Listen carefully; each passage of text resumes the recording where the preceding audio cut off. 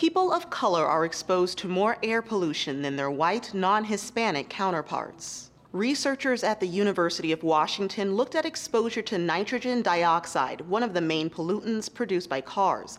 It found that race was the most significant influence on rates of exposure, more than income, age, or education. These findings are in line with what we know about segregation in U.S. cities. For instance, race tends to determine where someone lives within a city, and minorities are more likely to live near high-traffic roadways. Exposure to this type of pollution can lead to respiratory diseases like asthma or cause asthma attacks in people who already have the disease. Other studies have found that living close to major roadways increases your risk of dying from lung cancer.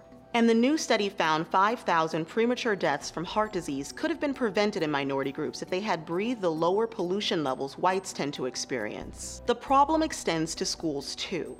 A report earlier this year found 4.4 million school children were exposed to highly polluted air.